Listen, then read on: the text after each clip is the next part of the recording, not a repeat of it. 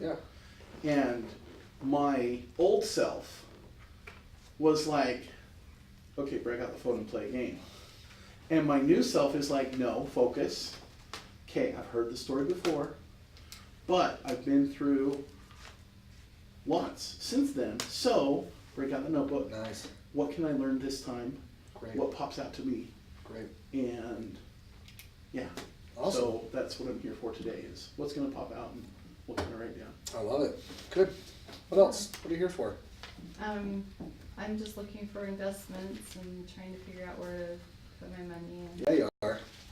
We just got some new information, didn't we? Awesome. We'll talk about that in just a minute, or at least what you're doing. What else? What are you here for? To learn your program. Okay, learn about the program. Good. Have you ever done any investing in the past? Yeah, I've been a few years. Yes. Real estate? Okay, good. What about you? Why are you here? There's no hiding. There's only there's only 6 of us in the room, so well 7 with Carson. You count, Carson. You really do. I'm here to run the count. Carson knows everything because he comes to every It's true. meeting. He He's learns the a lot. smartest one of us all.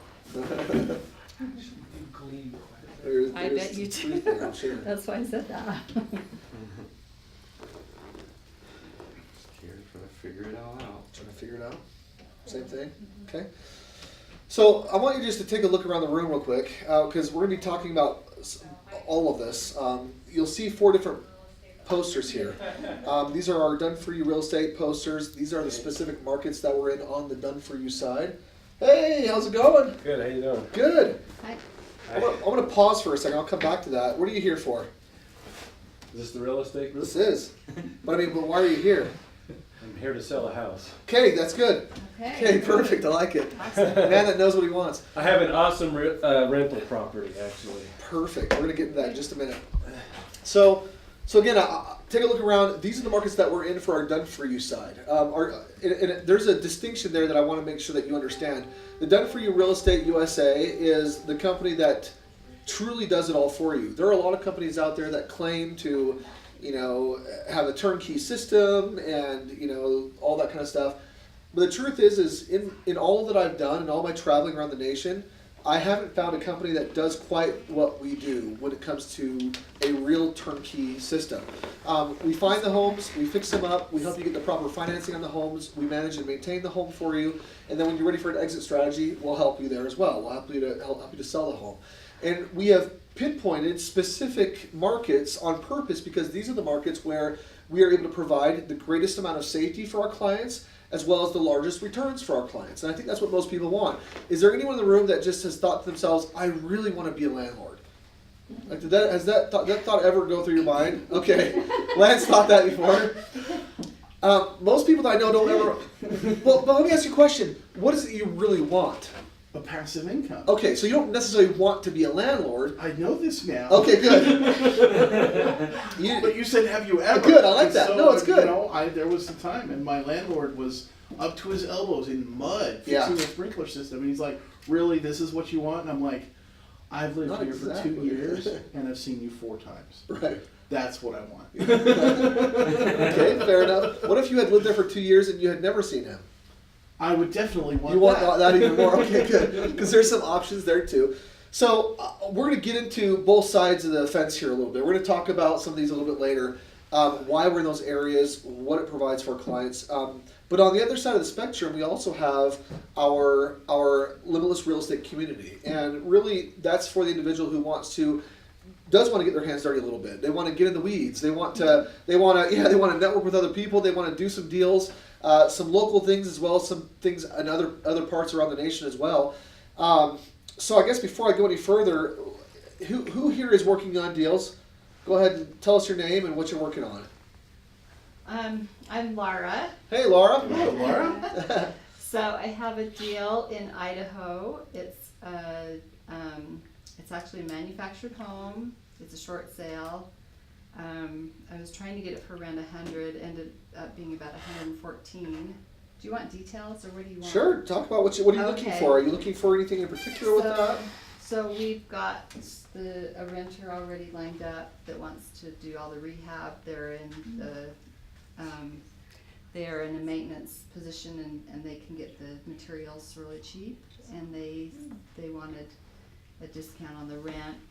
Well, we are tentatively giving them a little bit of a discount on the rent and then finding materials, and hopefully they want to buy it in a year and a half. Okay, So, how did you find the deal? a realtor who Okay. had been involved in this particular house for a couple of years. How did you get introduced to the realtor? Gary Norris, Who was part of the Limitless who's real estate part of community? the Okay, real estate Limitless community, good. referred her to me, and she's worked with a lot of the people in Idaho Falls. And he's from Idaho Falls. Okay. Just happens to be in Shelley, which is close to Idaho Falls. Is there anything So- else that you're looking for in terms of the deal? Are you looking for partners or anything else? Well, not really. I have a son that wants to put about 30. He wants to put between 30 and 40,000 into it, so he'd be a third partner. And then we are planning to put this into an LLC, and then just when it sells, hopefully in 18 months, if these people can buy it, then we will cash out and realize Rinse the and profit. repeat. But the rent's pretty good. We were able to do a cash deal because we had enough with his money that we could do that. Good. So, and then I have a property I have 4 of the done for you houses, which is really great. But I have one in Arizona that I'm cashing out that I'm getting $138,000 from, and we're trying to figure out where to invest that. Now, is that profit that you made from it, 138,000? So, we put, I think, about 90,000 into it, but yeah, it's worth about 180 now. Wow. So we're cashing out, and well, just So taking the out value of equity. the house. We owned it free and clear, and so we didn't have a mortgage on that one. Got it. Okay, that's what I was just about to ask. Sorry. We did not have a mortgage. So you on bought it for 90. Is that what you said? Yeah, that's, I don't have the. That's exact okay. number, sorry. Just No, curious. that's Just curious. It's Rough- around 100. Roughly, bought something. for about 90. It's worth about 180 now, or something like that. You Yeah, said. it's Okay. it's really So you doubled your gone investment. up. That's amazing. It was either that or sell it, but I thought, well, let's get the money out and still keep the rent coming in from that. Oh, got it. So you did a cash out refinance. Cash out. Yes, Because refinance. we didn't have a loan on it. Got it. Got it. I have another property that I own without a loan in Vegas. Awesome. So I don't know if we should cash it out or, anyway, I'm trying to decide what Sounds we're like you're doing. up to some fun things. That's exciting. Yeah, I just feel like I need to get some really good investments, and then Good. I'll be on my way to financial freedom if I get a Absolutely. few more good investments, and so Good. that's where I'm at. Okay. Who else? Trying to come up with some deals and Good. Good. Yeah, no, I love it. I think it's great. Who whether I else? do more done for use or whatever. Okay. You Well- said you had a house for sale. I do. Tell us your name. Would that classify as a deal? It would. My name is Ken Colmone. Hey, Ken. Hey. And so we picked up a house at auction, purchase price not to be disclosed until I'm done calculating everything. Sure. Good call. But I've been flipping that myself Okay. with these hands Yay. and with those the help of splinters. somebody else, a few other people actually. And we are in the final stages. I actually brought pictures. I don't know if your tech guy can upload Maybe. these. Are you When he comes back, broadcasting we are, this yeah, live to the we're- world? Yep. Oh, So really? anyway, I've got pictures if he wants to show. I mean, we're under construction still, so it doesn't look all glitzy.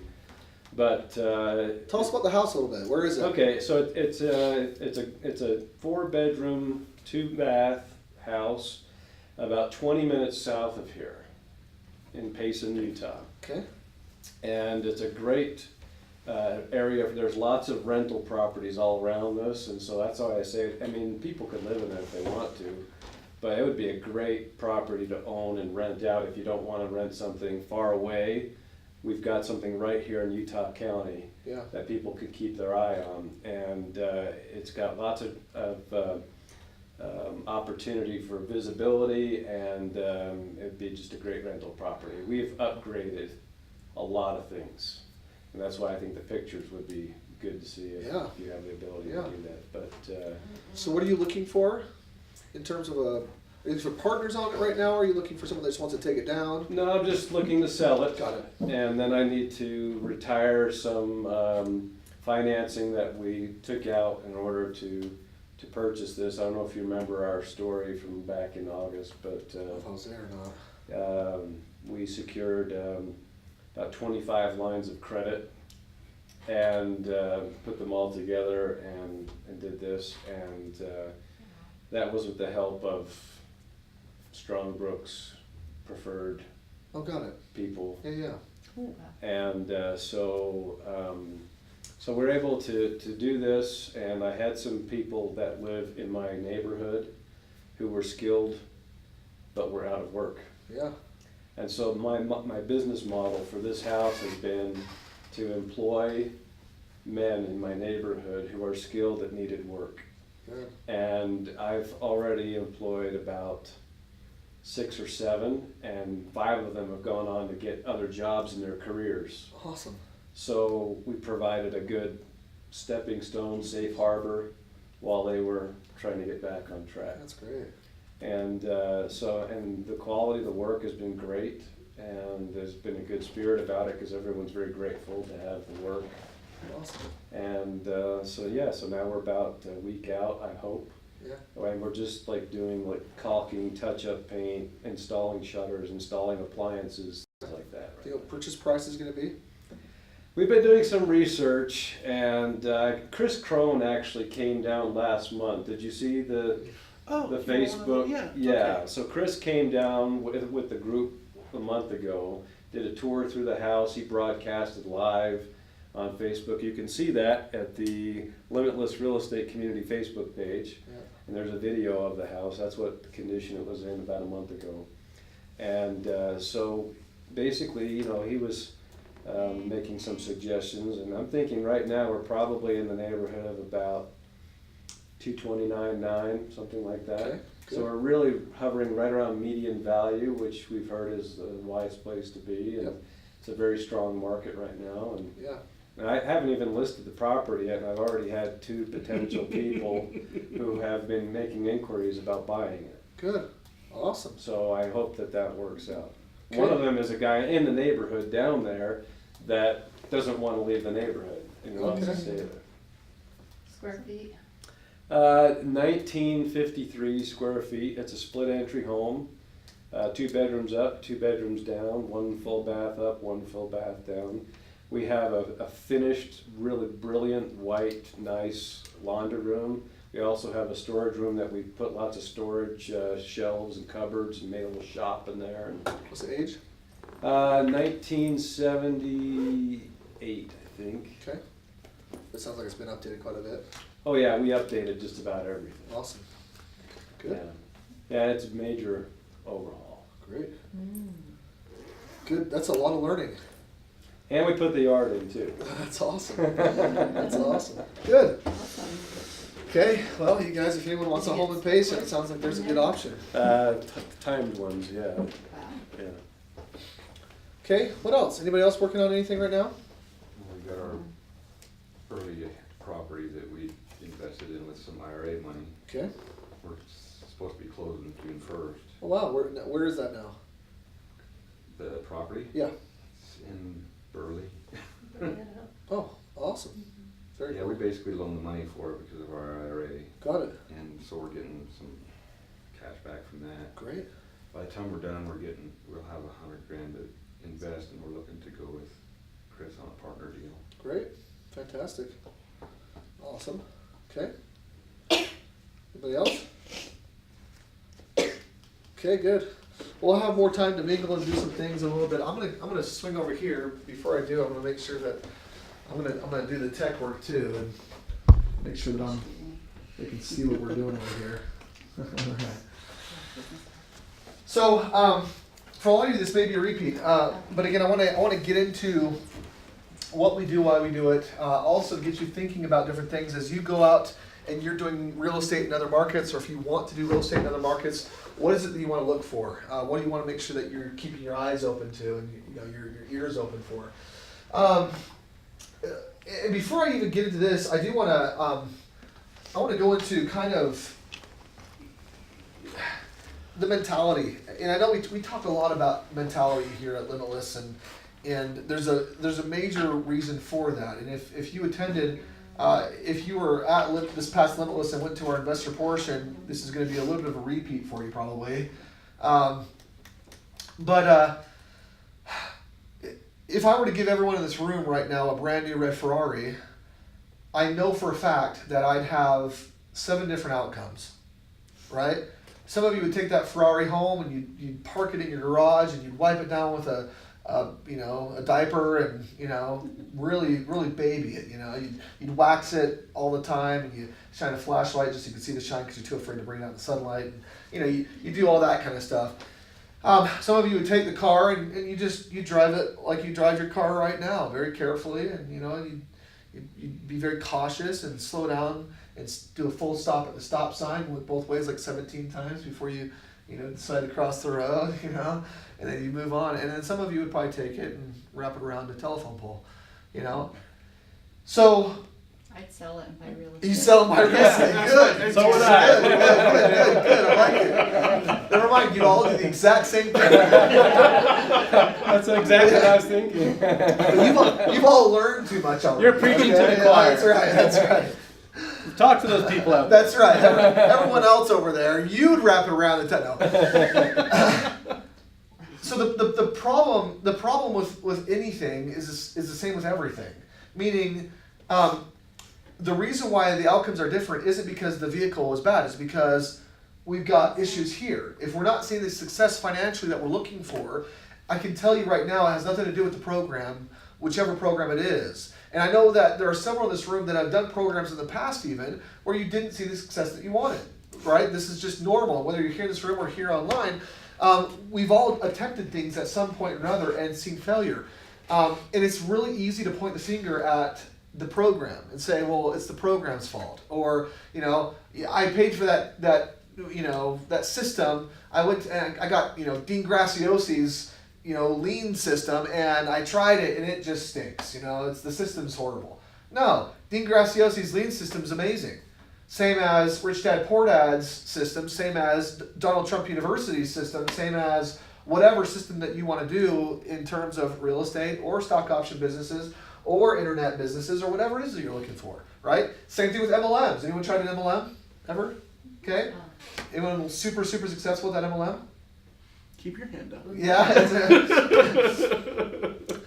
So it's interesting to me when I have conversations with people, and this is about MLMs oftentimes more than anything.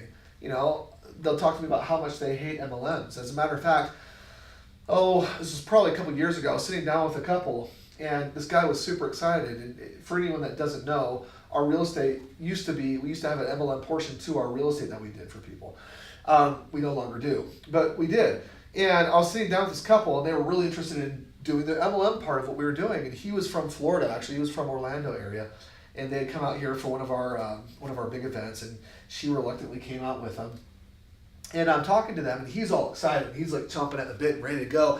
And I look over at her, and she's like this. Like the whole time looking at me like this. Like, what are you selling me, Steven? I'm like, not selling you. No, she didn't say that. That's what she was looking like, right? And so finally, a little ways into the conversation, I stopped the conversation. I looked at her directly. And I said, can I just pause this conversation for a moment? I said, you're not coming along, are you? Like at all in this conversation. And she's like, no. I said, yeah, I picked up on that. I was like, it wasn't difficult, I said, it sounds to me, like you've probably had some pretty bad experiences when it comes to MLMs. Am I right? She said, yeah, you're right. I said, oh, great. I said, this is awesome. I said, would you mind telling me about it? She said, no, I'd be happy to. So she went off for like 30 minutes telling me about her experience and how horrible it was and how she had a brother and a sister-in-law who jumped from MLM to MLM to MLM to MLM, constantly trying all these different things, and she always pressuring her to buy stuff. And she's like, I bought things from them all through the years, and I hate the products, but I just do it to be nice. It never does anything for me, and I've never made any money with it, and it's, I hate it. I hate MLMs. So I let her vent, and she did her thing. And at the end of it, after she was finished, I looked at her. I said, "Do you mind if I give you my interpretation of what you just said?" And she said, "Oh, okay." I said, "Great."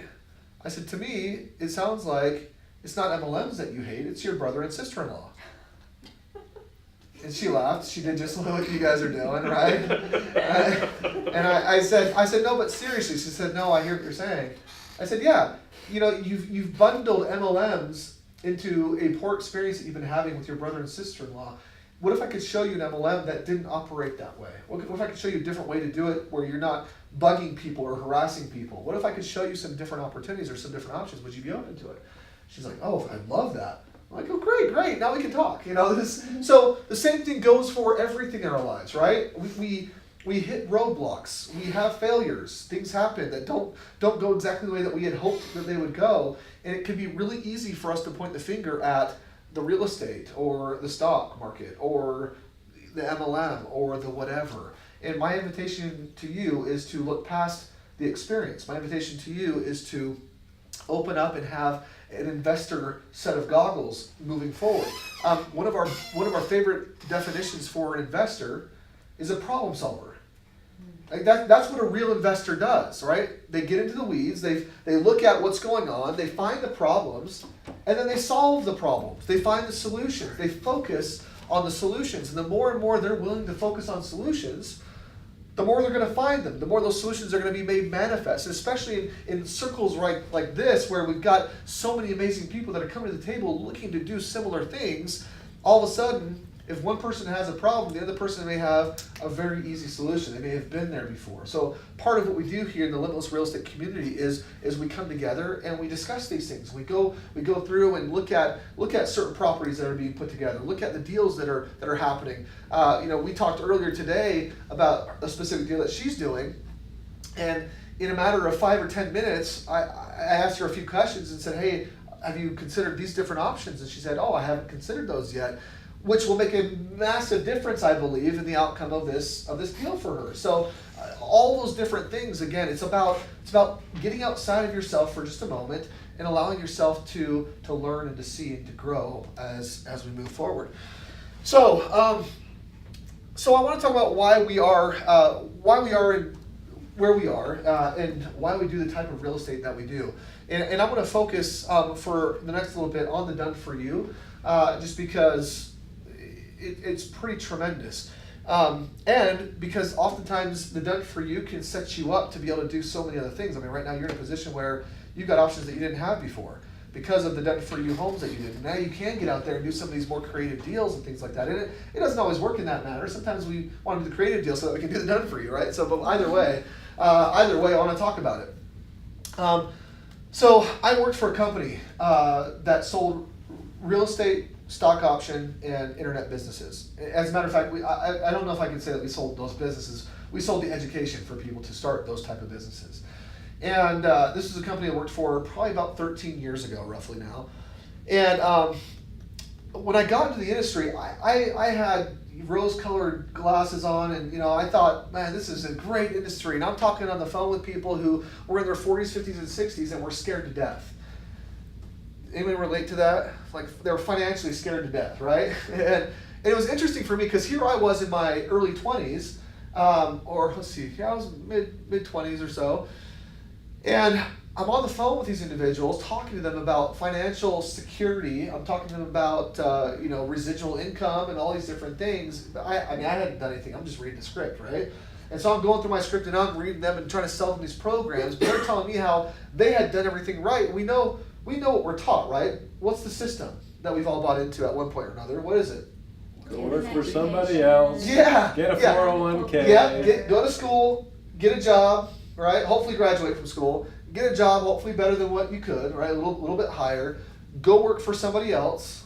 Plug into the system. Do your 401k. Maybe an IRA if you're really savvy. And you start doing just those normal things. Life happens, and you buy the car, and you buy the house, and you have the medical expenses, and all of a sudden, fast forward 40 years, you recognize you're not where you wanted to be. And let me ask you all a question right now. What does retirement look like for you? Better than now. What's that? I want it better than now. Okay. What do you want it to look like? Talk about it. Because again, if we're not clear on what we want, it doesn't really matter, right? This is all part of the planning process.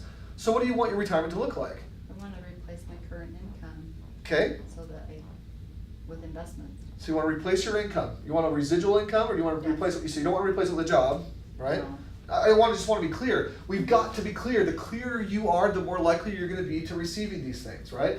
So you want to replace your current income with residual income. Who else? Yeah. What else do you want? I wanna create opportunities for other people as far as, Okay, kind of like what Ken Yeah, was like- talking like about, what he's creating talking jobs for about. other. That's Yeah. awesome. Great. What else? I want to play and make money at the same time. I like that. What does play look like for you?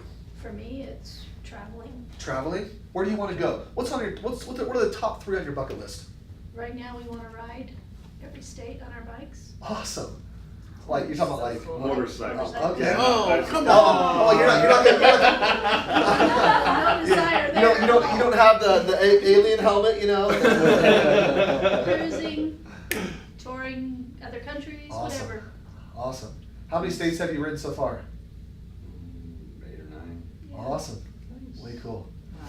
What I wonder, see, the more you get into the goal, the more you understand the details of the goal, the more you begin to say those goals, and specifically, for you, I would say, hey, I want to ride through the rest of the other 41 states. I'm going to start with these because these, just start planning it out and imagining it. Good, I like that. What else does play look like for you? You said cruising. Anything else?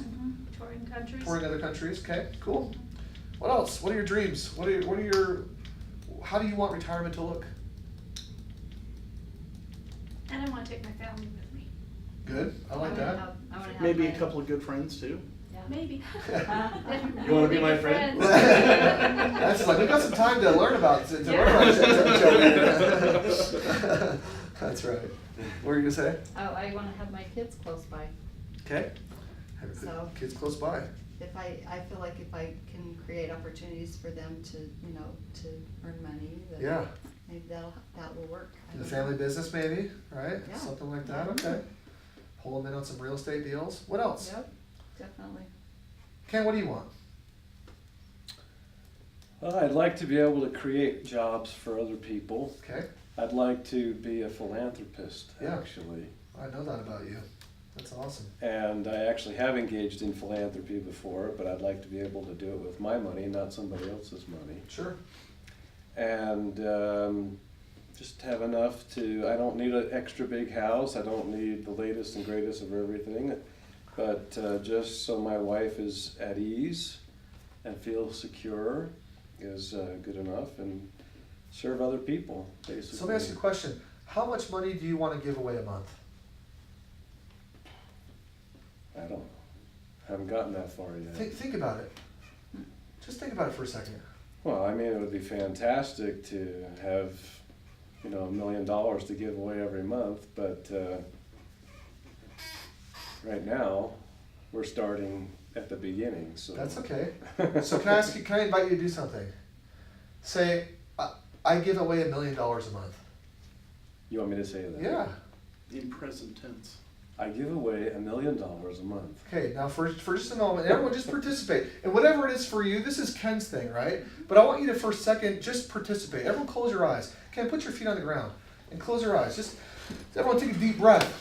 Okay, this is how it's done. This is how it's created.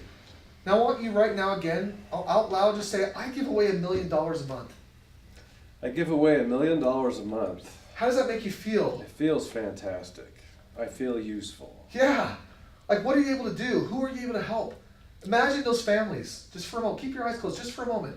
Imagine the families that you're able to help. And I want you to just let your mind go play for a minute, okay? This is how creation is done, okay?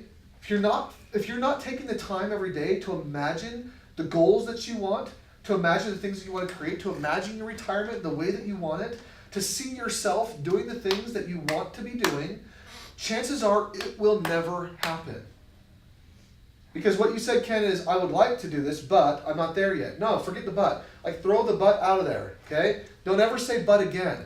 From here moving on, I want you to imagine yourself every day giving away the $1 million a month. Or maybe that's crazy to you. Maybe you want to start with giving away $10,000 a month even. Maybe $100,000 a month, I don't know. But imagine yourself coordinating it, giving it away, what that's gonna do to bless people, the lives that will be changed and altered by you being able to do that in one way, shape, or form. Maybe you're out in other countries as well as here in the United States. Maybe you're creating a whole housing development for individuals who are less fortunate. And now you're providing opportunities for them to grow and to learn, and you're teaching them principles where they can get off of their feet and do things. I'm putting now thoughts into your mind. This may not be your thoughts, but whatever. I want you to develop it.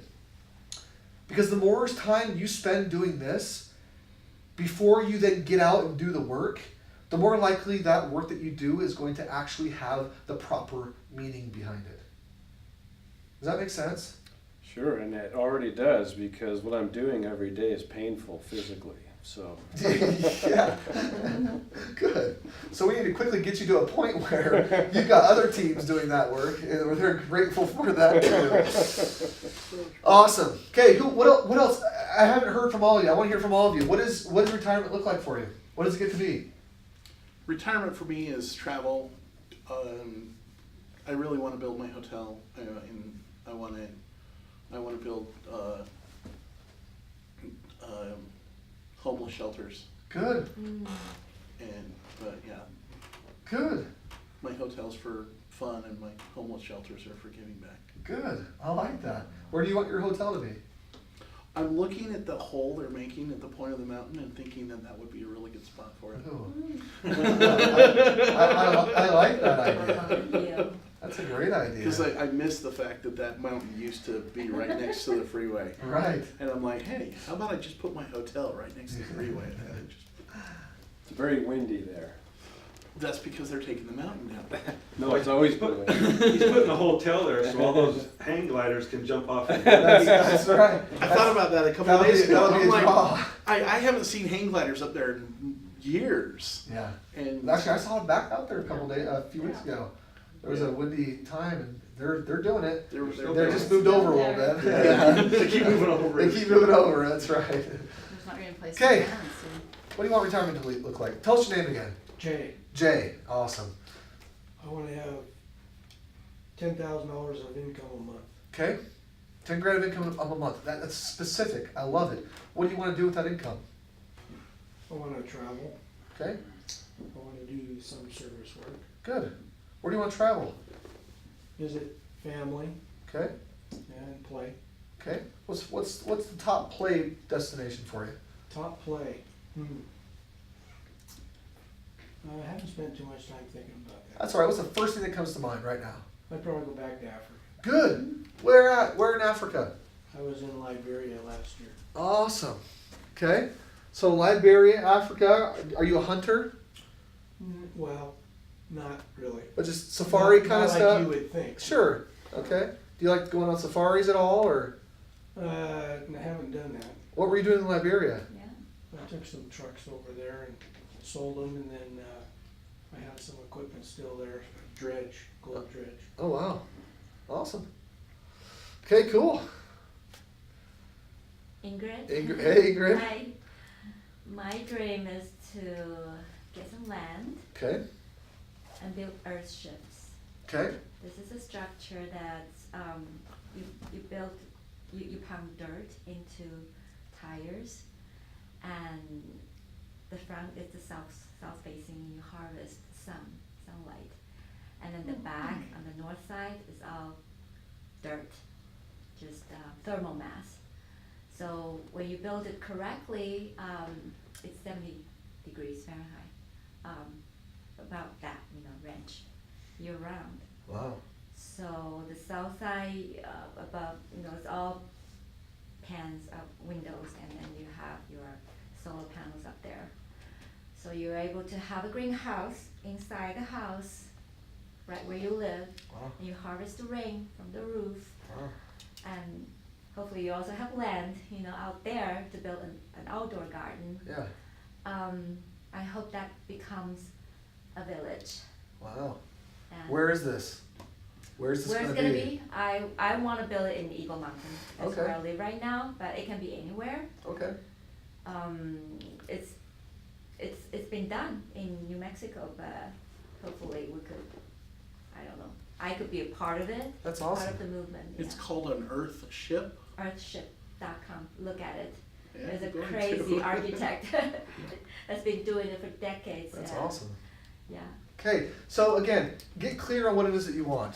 The problem for most of us when we started this journey in life is we never were clear, right? We went to school and changed our major 15 times, and then we finally decided on something that our parents told us to do Oh, because those are rookie numbers. that's what I know.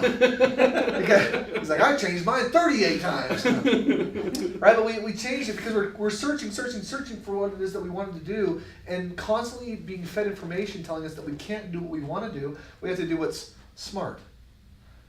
In other words, we have to fall in line with and conform with everything else that everyone else was doing.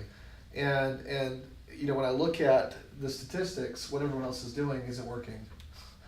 You look at 97% of the world right now, and their retirement, and when they get to the retirement age, doesn't look anything like what they had hoped it would be.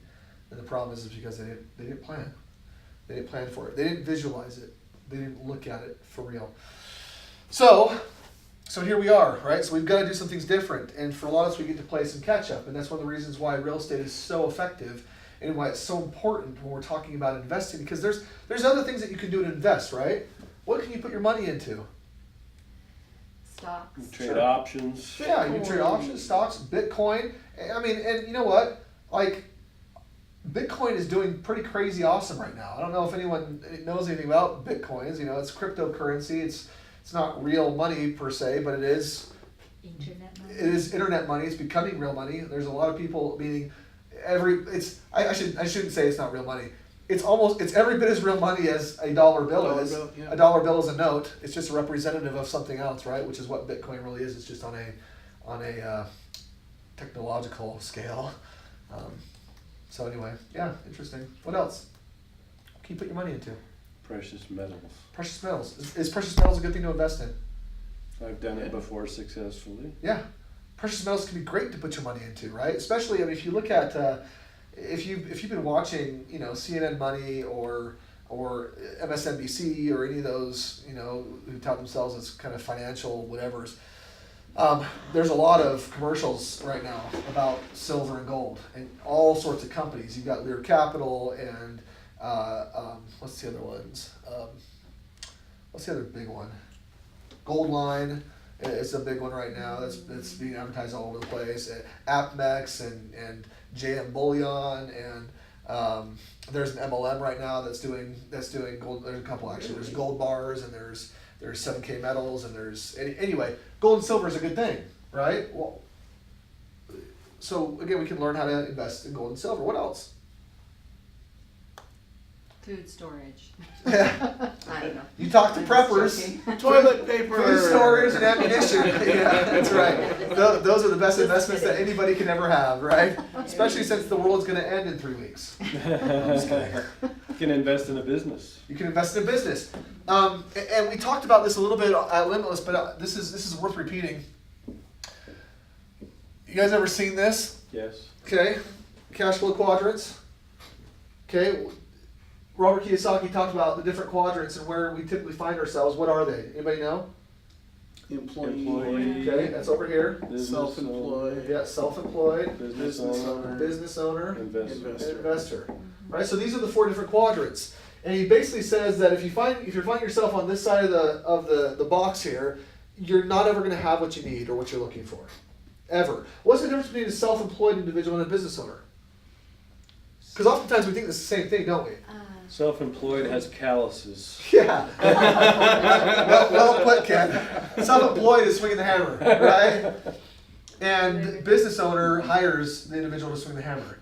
In other words, if I stepped away from my self-employed work, my work goes away, right? That business goes away. Yeah. I've heard about a business owner owns a system. Yep. Yeah. A system that works regardless of who's plugged into that system. Yeah. And that's valuable because you Because can step there's- away from it. Yeah. And someone It's can still purchase working. it from you and it will still, like when you buy a McDonald's franchise, Correct. you plug in the people in the system, it works. So it Where works whether you're there or self-employed, not. you pull the owner out and the whole thing collapses. Very Basically, you typical. don't need to physically facilitate that. Correct. Yeah, you don't need to be there. Because again, we've got resources here, right? We've got money, we've got, I'm just gonna put energy, Time. and we've got Time time. skills. Yeah, I'm gonna just right now, for just a moment, I'm gonna focus on these three. Out of those three, where did most people put value? Top. Yeah, most people will put the value in the money, right? Everyone's chasing after the money. They're trading their whole life for money. They're trading their time for. They're trading their time for And money. their energy. Okay, the reality is money you can always get more of, right? Yeah. You can lose it all and you can get it all back again. You can earn it in a number of different ways. Same thing with energy. You can use all of your energy and then you'll get it back the next day. Or you can replenish it by drinking water or eating food, right? You can get energy again. Caffeine. Or don't do that. All right. I promise it's not good for you. All right. All right. So money and energy can both be replenished, but time, this is the only resource that we have that is truly limited. Which means if it's limited, right? We know supply and demand, right? Supply is limited, but there's a huge demand for it. What does that mean? That means it's valuable. This is the most valuable resource that we have, so we need to be using our time wisely. That's why investing is so important. You cannot work your way to a proper and really good retirement. That's not true. There are very, very few who have been able to do that. As in very, very, very few.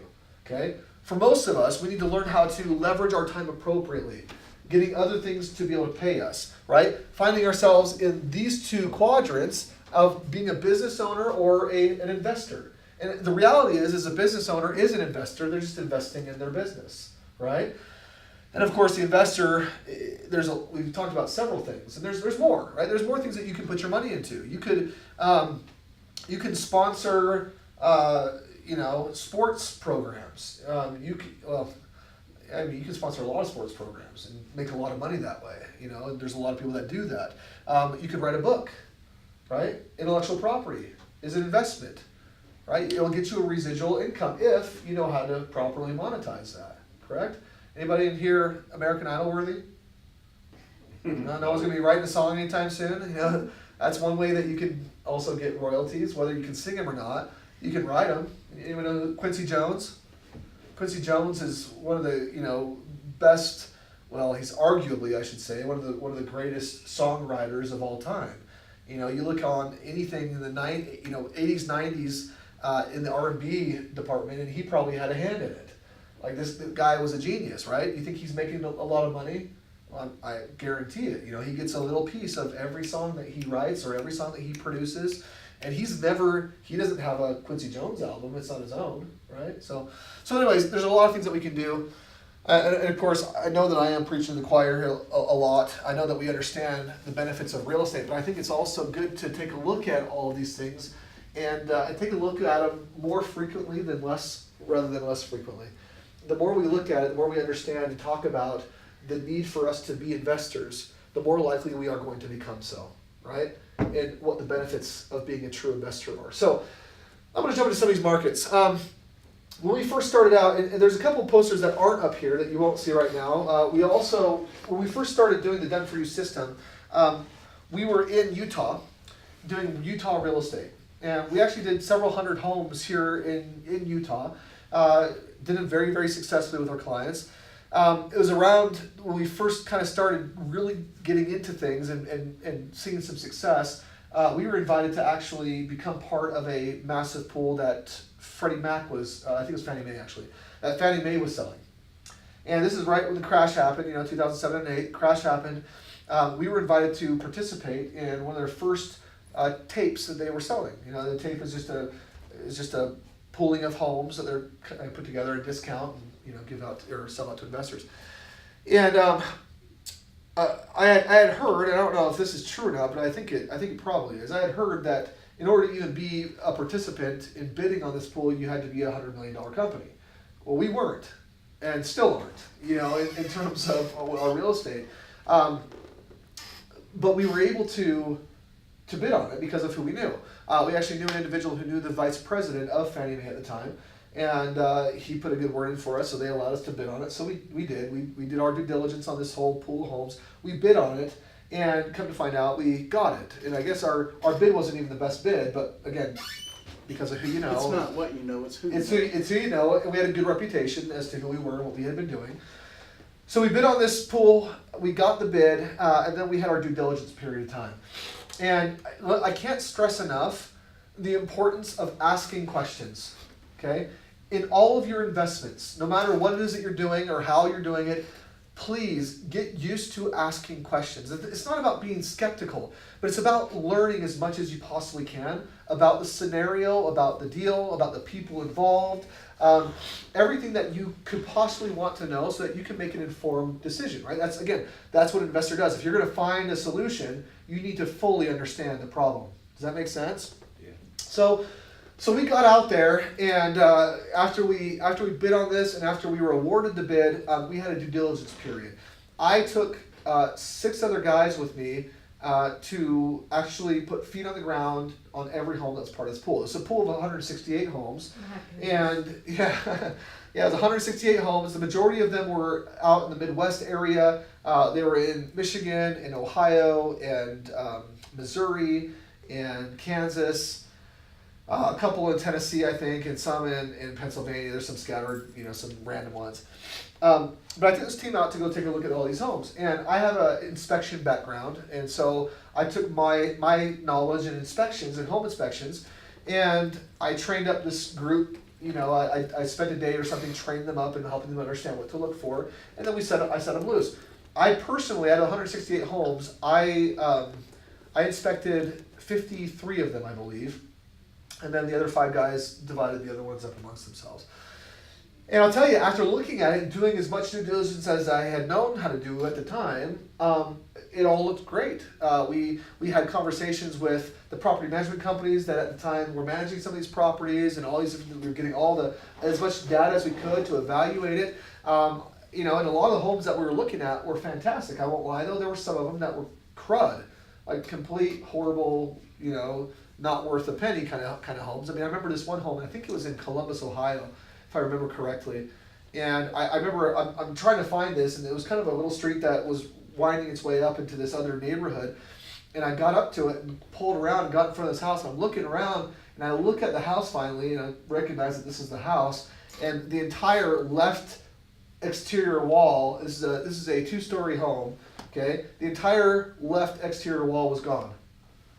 Like, there was no left exterior wall. It's a Barbie doll house. It is a Barbie doll house. And I was like, that's wow, that's interesting, Oh, that's probably a knockdown, I'm sure, Anyway, so there were some bad homes in the mix, but after we did all our calculations, we determined that this was a good deal.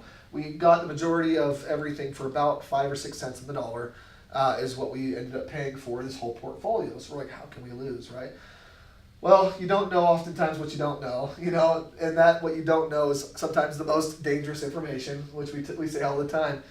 And so after we got into this, after we got it, and we started getting in there and doing some of the fix up and some of the places that we need to get done and all this kind of stuff, and started getting these homes filled and going through the management of these homes, we started to recognize the reality, right? Not just what we had been told, but what these things were actually producing, what they would produce.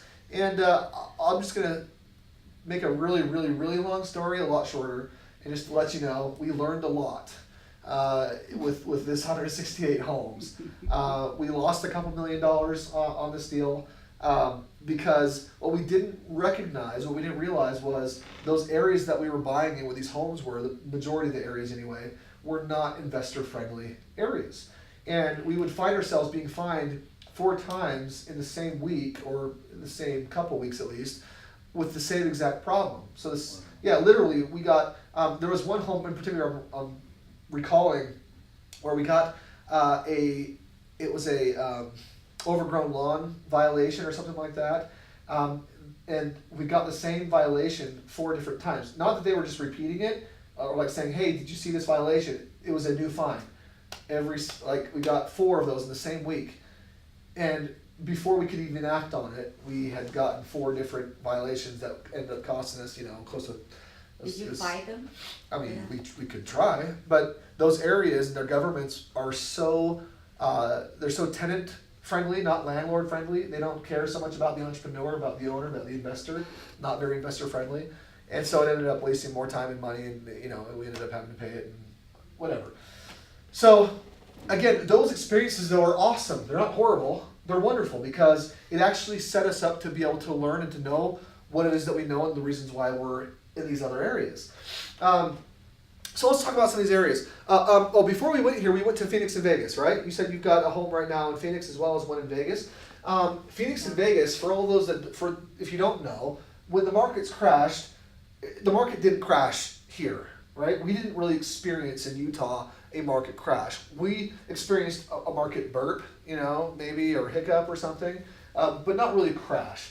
In Phoenix and Vegas, though, they experienced a true crash. Their homes that were selling for $320,000 at the peak of the market, when the market crashed, we were now picking up for around $80,000 a piece. And these are beautiful homes, by the way, right? These were brand new, the majority of them, because they had all of these huge developments that they were just building like crazy. And so you got these brand new homes or close to brand new homes in brand new developments, great areas, wonderful neighborhoods that all of a sudden went from up here in the marketplace to down here. Now, I want to help you understand a couple things, and some of this you may already know as well, but not all of us know, so I just want to go through it.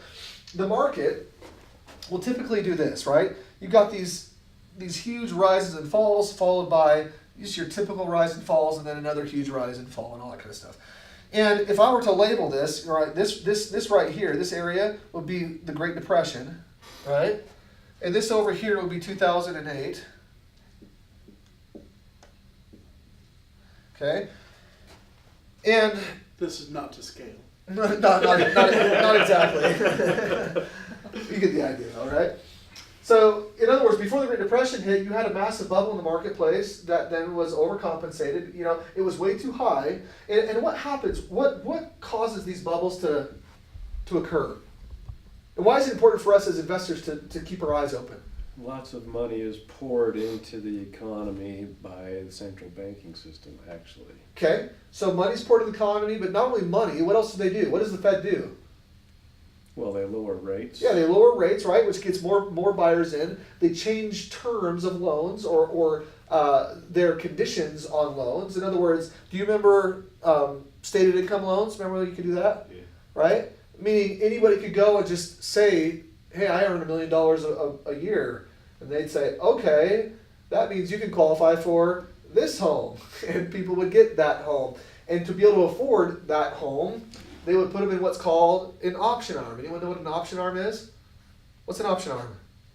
Adjustable rate mortgage. Yeah, it's an adjustable rate mortgage. Loan payments and a balloon payment. Correct. An adjustable rate mortgage, an option arm is basically where you're paying less than the interest only, right? So you've got principal and interest, right? You've got interest only loans, and then you've got the option arm loans, which means you're paying less than the principal, less than the interest.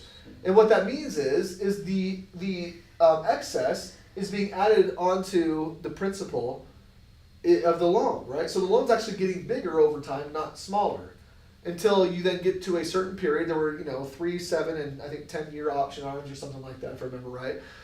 And so at the end of that 3, 7, or 10 years or 5 years or whatever it was, whatever those options were, at the end of that year, at that time period, you then come into this massive balloon payment that you couldn't afford the smaller payment hardly, right?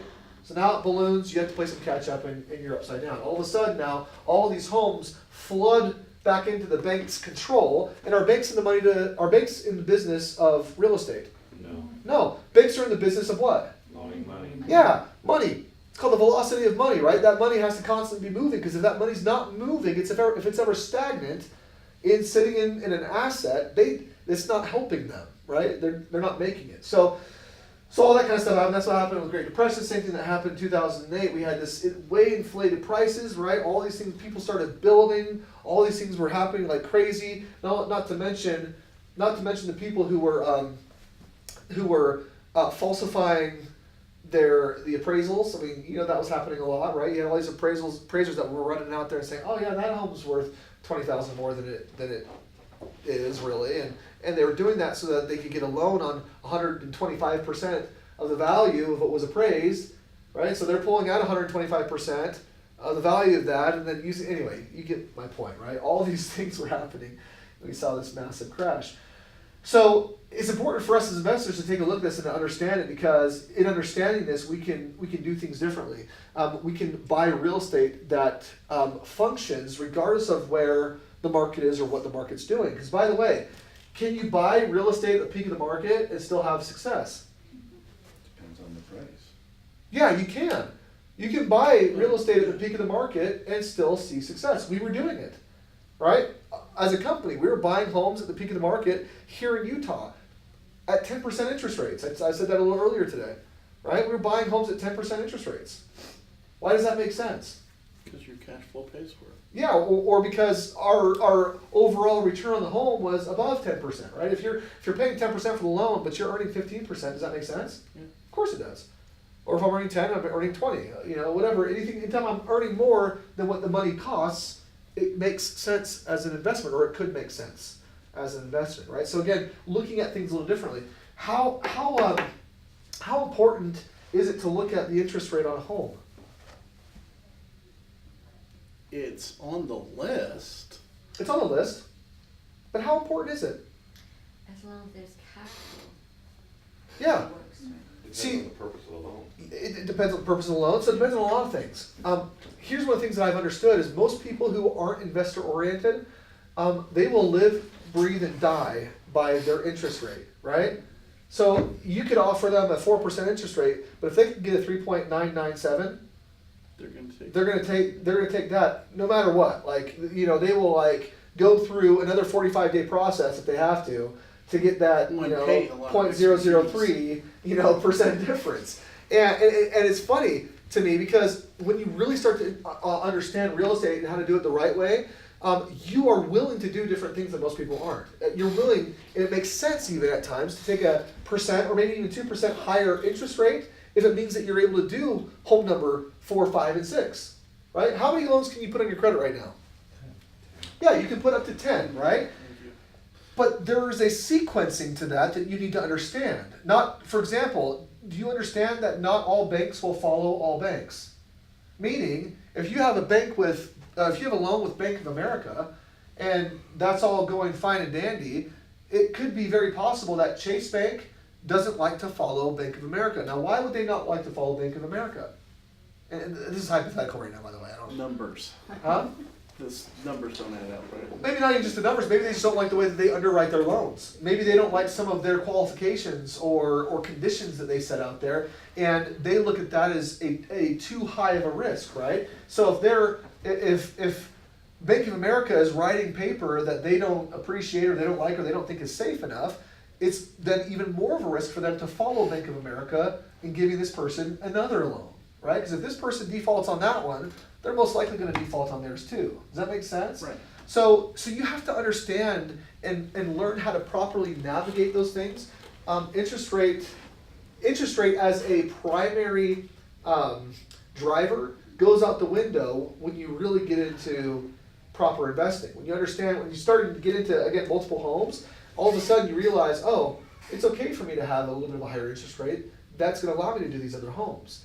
Whereas if I get this lower interest rate, I'll have a decent interest rate for this one, but I can't get home number 3, 4, and 5. Does that make sense? Okay. So the goal with all of our investing is to learn how to do a certain type of investing, and whether it's the price of the home or other factors or the system that we use or whatever, to create a margin of safety. Okay, right? I'm going to call this right here the margin of safety. And what does that mean?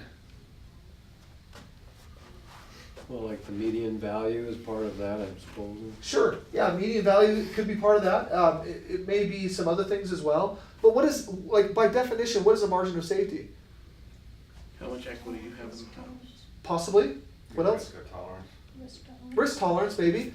So it's interesting. There's a book called The Snowball. Anybody read that ever? One? Okay, The Snowball. Yeah, The Snowball. It's all about Warren Buffett. Who's Warren Buffett? I don't know, some guy that... Legendary investor. Yeah, he is a legendary investor. I will tell you, after reading this book, I don't have any respect for the man personally. like as a person per se, I don't think he's that great of a guy. But he's one of the greatest investors you'll ever meet. Okay, so I look up to him in terms of investing, and his philosophy before he buys anything or does anything. And by the way, just for those of you that don't know who Warren Buffett is, he's one of the wealthiest men in the world. He's typically somewhere between 1 and 5, right? Top wealthiest people in the world. He is the top shareholder in Berkshire Hathaway, who owns everything. Okay, think about it, they probably own it. I'm just kidding. R.C. Willey. But a lot of things. He does a lot of things. A lot of investment firms, a lot of capital firms, a lot of trust funds and different things like that. I mean, a lot of large capital investment firms and things. Anyway, he also owns Berkshire Hathaway real estate. Yeah, if you've seen that recently, that's come up in the last couple of years. But he says before he buys anything, he makes sure that there's a large margin of safety. Now, this is different than the way most of us think. And again, this is why I always start with mindset, always, because I believe it's just the way that he thinks that makes the difference between his situation and the rest of our situation. I truly believe this, okay? And here's what I mean. If I were to tell you that I could earn you 100% of your money, what would you automatically think? Fraud. Yeah. Oh. What else would you think? How much money can I get you as quickly as possible? Yeah, good. I like that. I like that. But most people think risk, right? High risk equals high return, right? We've heard that before, right? I mean, that's even like a saying, right? High risk, high reward kind of thing. Risk and reward. The reality is most of us believe that way. And because we believe that way, when we put our money into a perceived high risk venture, then we're also typically more apt to lose it. Right? How many people do you know that put their money into a high-risk investment and then now call it a scam and a Ponzi scheme because they lost their money? Whether it is or not, but they will look at it and say, that was a horrible scheme. I got cheated out of my money and they, whatever. You ever heard that? That happens all the time. Utah is actually pretty famous for it, right? Because we trust each other. Sure, maybe. Yeah, because people trust. Can I tell you what I think it really is? I don't think it has to do with that. I think it has to do with believing that the high risk or the high reward equals high risk. Because high risk means what? A high probability of losing it, right? You're going to lose. That's what it means. Yeah. So, we believe high risk, high reward. Warren Buffett believes low risk, high reward. Right? Isn't that what a margin of safety is? Just lower risk, more safety, lower risk, right? So because sometimes you don't know what the risks are, like when you bought that group of houses, you didn't know what the risk was. Truth. Which is why he's But we so also, I excited believe, about how thought much that it was risky. Yeah, that's true. Right? But sometimes there's hidden things that you're like, oh, I didn't realize. But if you buy it for 5 cents on the dollar, you're Yeah. thinking, well, hey, we're Sure thing. stacking the deck in our favor. I agree with that. I just want you to think again, Interesting. right? Is it possible that the major thing separating you from Warren Buffett is your belief? He's also a lot older, too. He is a lot older. You keep living and you'll get there. Okay, good. Especially if you start to believe like More him. investments. So we got to start believing like him. We've got to create our investments with larger margins of safety. Again, how do we do that? We ask questions. That's all, right? How do we create the larger margin of safety? It doesn't have to be a low return investment, right? A CD, by the way, you putting your money in a CD or a T-bill or something like that is one of the highest risk investments that you can do. Do you know why I say that? Because you know exactly what you're going to get, and you know it's exactly never going to be enough. Do you realize that? Like, you know it. Same with the 401k. You know what you're going to get. Actually, you don't know what you're going to get with 401k, but you can assume, right? Let's just look at the numbers, right? You can average it out and look at it and say, okay, if I do this, I could probably get that. But you know that's what you're going to get, and you will get no more. So don't be surprised when retirement looks exactly like you didn't want it to be. Does that make sense? And when opportunities come along, Yep. your money's Your locked money's up. it's stuck. Gosh, if I could shake kids and tell them to never put their money in a 401k, if there was like a machine where I could just go and shake every kid and tell them not to put their money in a 401k, I would, because it does not work. And it was never meant to retire us, the 401k. Okay, it was a false and horrible replacement for the pension. and it was never meant to retire us. It was just meant to appease Appease the masses to the, keep the, them the around. mind. Yep. Okay, so you have to get into investments that create a large margin of safety. So I'm going to get into, again, the areas that we're in. So right now, let me just talk about one in particular. I want to talk about Memphis. Anybody, any ideas as to why we're in Memphis? What does Memphis offer? Buy low, sell high. Good Okay. economy. That's what Warren Buffett does. Do they have a strong economy? Oh, yeah. They have a diverse economy. They do. Very diverse. What is Memphis into? Economically? What's that? Boeing is, I think, is there. Boeing. Oh, I I think think it's they're in, Poland. are they there or in Indianapolis? I think they might be Is in that country Indianapolis. singing or something? Yeah, so they've got rock. They're the home of rock and roll. No, Nashville. Or rock and roll, Tennessee. Nashville. Oh yeah, Memphis. Yeah. Yeah, no, Memphis is. Yeah. Yeah. Memphis is naturalist country. Memphis is right. Yeah, so industry is strong. They've got a diverse workforce now that's kind of flocking there for the jobs. And Yeah. So they need places to live. Very big What- Is it distribution some center. Thank you. education's there, isn't there? Yeah, Some lots of dental school? education. Yep. Distribution. Is FedEx there? FedEx is there. Education. Yeah, they got half the airport there. They have their own airport almost. Yeah, pretty much. So FedEx, I want to talk about FedEx because this is important in understanding the viability of their economy. Actually, FedEx is a very central part. And they also have, before I go into that, there's also a huge medical presence there. St. Jude's Children's Research is, I believe, in Memphis. I think it's in Memphis. Yes, I think so. Anyway, a lot of different things, biotech and some other things as well. But FedEx is huge. Their international headquarters is right there in Memphis, Tennessee. Not only that, but Memphis is kind of the home of the 4 R's of transportation, right? We've got rail, road, runway, and river. It's clever. Okay? It is clever, I didn't make it up. But the 4 R's of transportation, and it is a hub.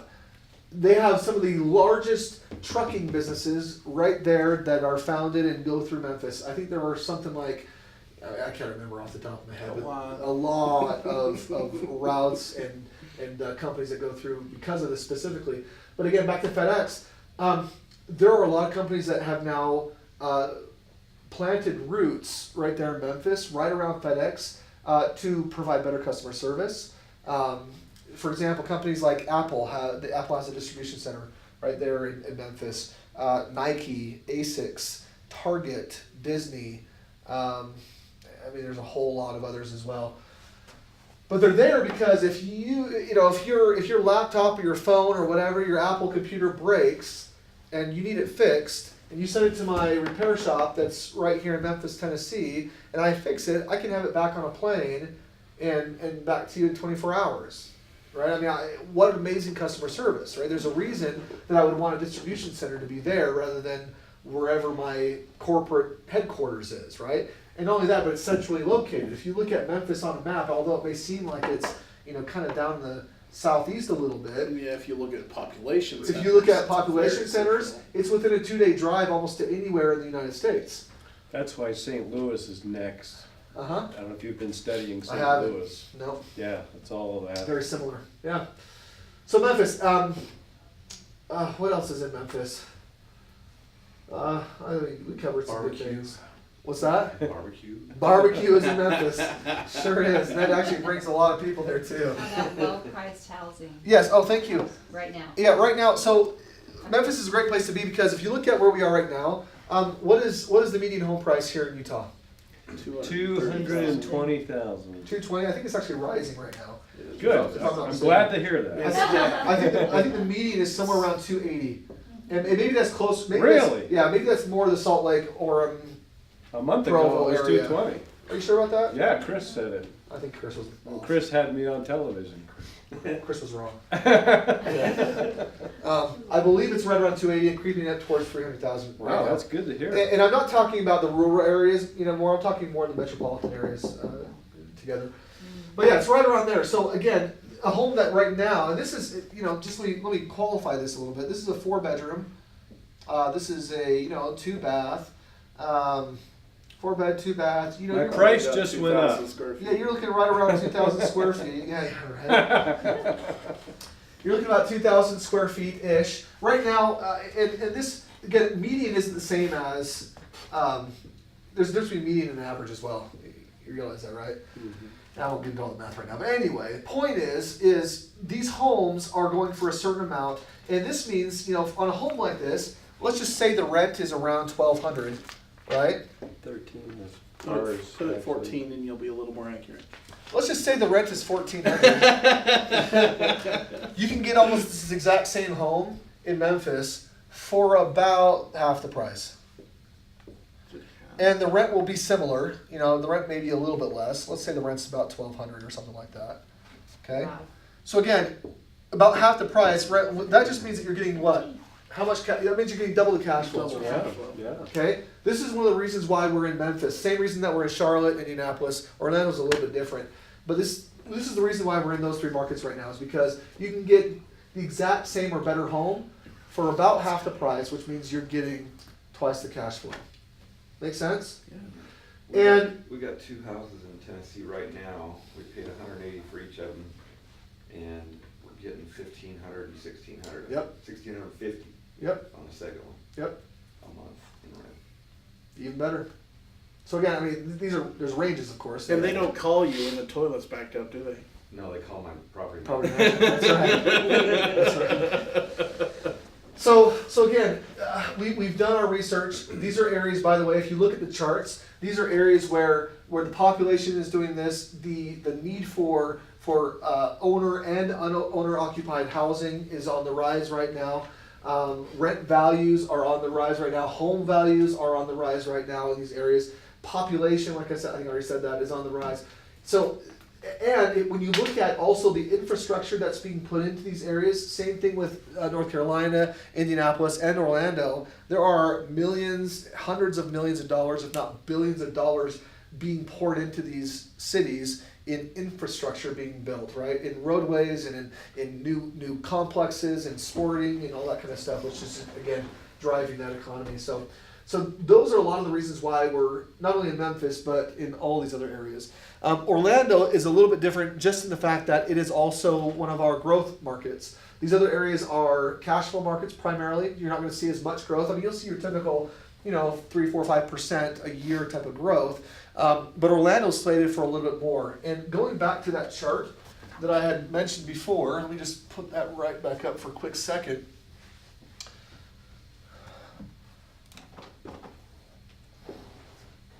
Oops, whatever. Like that. Something like that. That's much closer to scale. Okay, good. Thank you. Right now, right in Orlando, of course, the market is coming back. Phoenix and Vegas are back up to almost where they were before. They're starting to get back to where they were, not to where they were, back to their rebuild value. And there's an important distinction here when talking about values of homes and where it's going to go back to. I don't necessarily want, maybe I shouldn't say this. I was going to say I don't want Phoenix and Vegas to do what they did before, but actually I do. Just for selfish reasons, because if it does what it did before, it means we can go back in and buy a whole bunch more properties at way less prices, right? But if it does do what it did before, it means we didn't learn and we're doing wrong things again. But in the United States, there's how many different housing markets? 280? More, yeah, around 300 or so, 350. If it's happening here, it's going to happen somewhere else.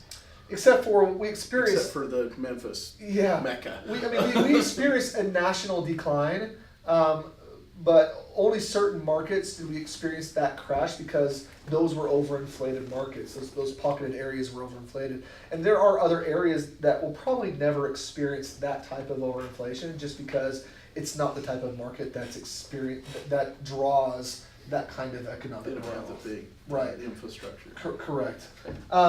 And I guess at some point it could change. All things do, right? I mean, at one point, Chicago was the hub of America, and it hasn't been for a long time. The hubs change, and it will continue to do that too. So, yeah, it's a good point. What was I talking about though? The median value of the rebuild Oh value. yeah, home prices.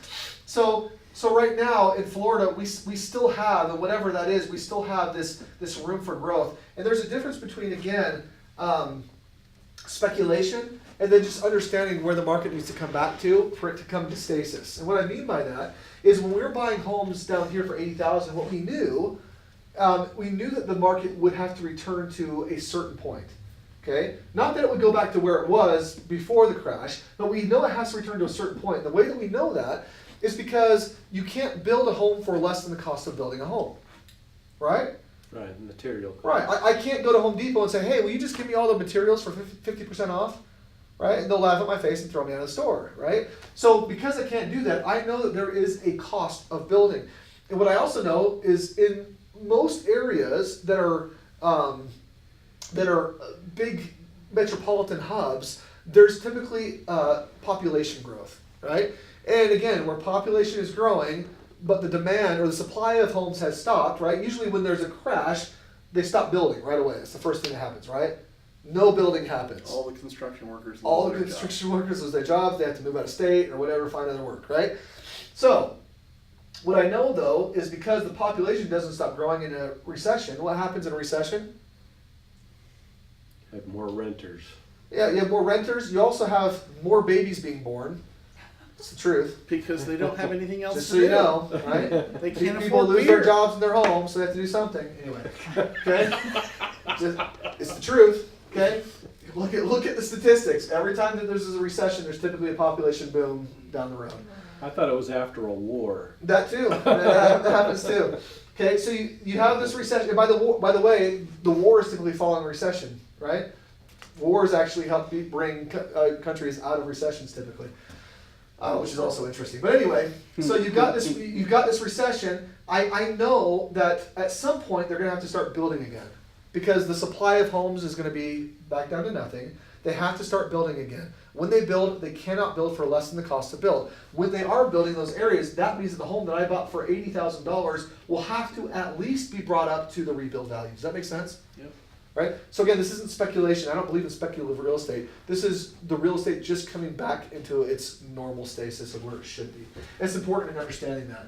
Because in Florida right now, we still have some room to grow here for it to get back up to that rebuild value. And that's why it's still a growth market. How many dollars does that space recommend? I'm not represent? sure. I have to go talk to our coaches right now. Oh. They're more on top of it than I am. But there's still opportunity there. So we've got our growth markets, our cash flow markets. So we've learned a lot. And that's really one of the biggest beauties, I think, of what we are able to provide for our clients is we are able to provide a true margin of safety, and providing them with a system that we've created that just works. It's kind of, if I can say it this way, our system is sort of boring in that it's not out there wild and crazy, right? It's not like exciting in that you're not doing these crazy huge homes or whatever. It's very much the same thing every time. And because of that boring, if you want to call it that, it's created a whole lot of predictability. And that predictability, again, allows for a larger margin of safety. It allows for our clients to have peace of mind going into it and understanding that the outcome is just gonna look the same. You're gonna get somewhere between 7 and 14% cash on cash return. It's gonna end up being right around 20%, 25% overall annualized return over the 5-6 years that you own the home. That's just what it does because we don't vary. We don't go outside the box. We know exactly what it looks like. Makes sense?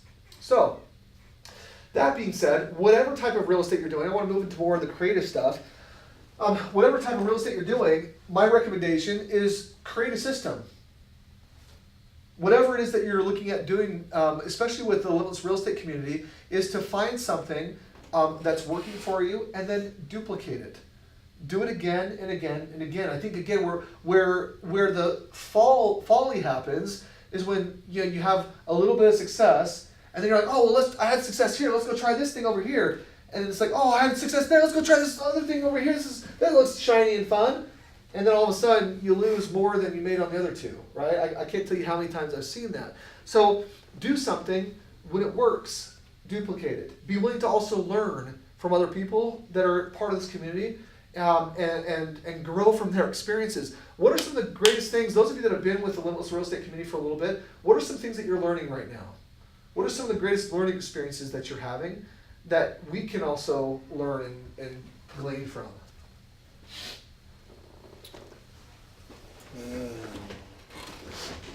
Shall I answer Yeah, that? sure. So one of the things that I learned that I think is very valuable is that you have to decide whether you need to have a little bit of money over a long period of time, or you need a lot of money in a short period of time. Because that definitely should drive the type of real estate investing that you're going to be doing. For the situation that we were thrust into, I needed a high velocity of money. Therefore, I had to flip a home, Yeah, which means I had to get one cheap, yeah, because you make your money when you buy your home, not when you sell the home. good. And so, you know, then if you understand that, then you know what you have to do.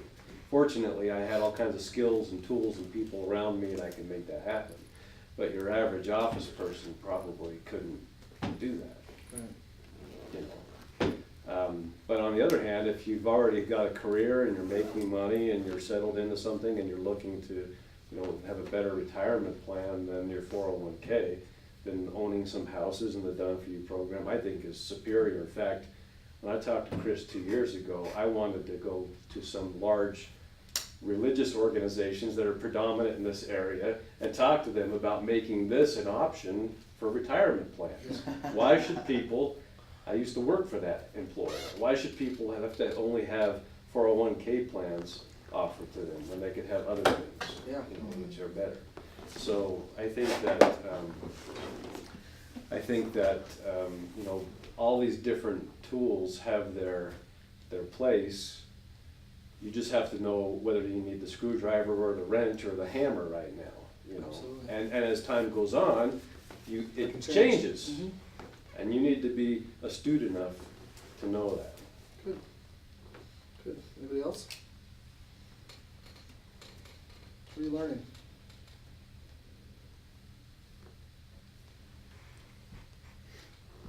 Probably the biggest thing I've learned over the last little bit, since November when we first started this loan in that Burley property, learned quite a bit about hard money lending, Yeah, because that's all we've really been able to do much with that money. yeah. And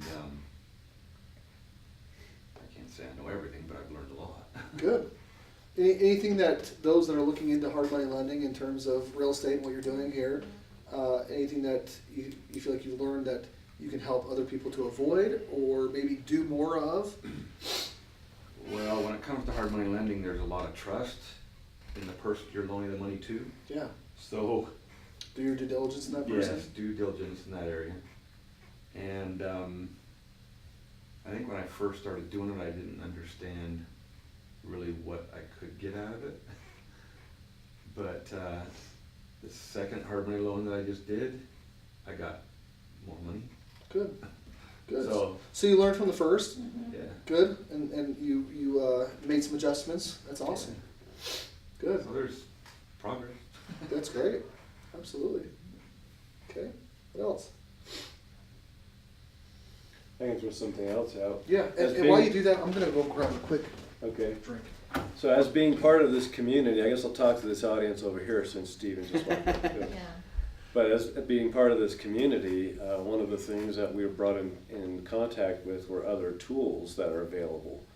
And one of those was the Flipster software program, which is a very massive tool. That's basically a central nervous system that would allow you to flip houses, and you have access to anything from money to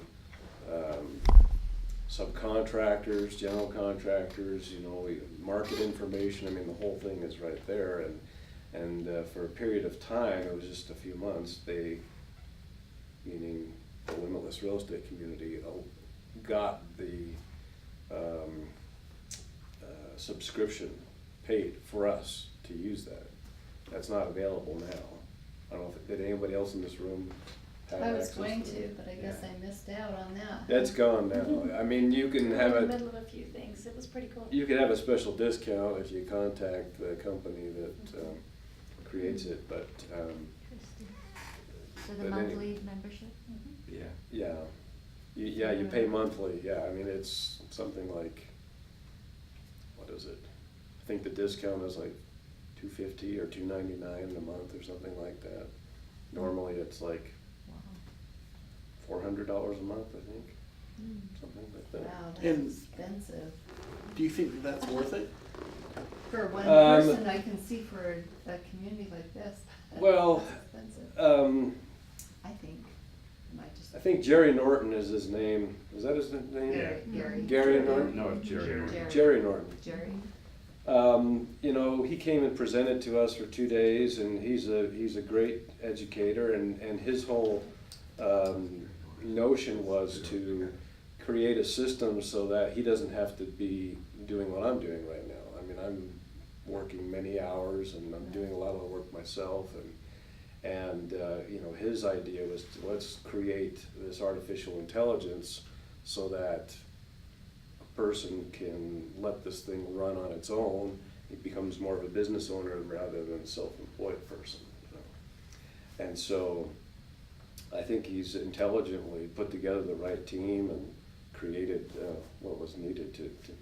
And basically, it's like Microsoft Word for flipping houses. Or no, Microsoft Office, not Microsoft Word. Microsoft Office, it has all these different tools all rolled in together. So you can do all the different facets of that. What is it called again? Flipster. Go to flipster.com, you can sign up. Go.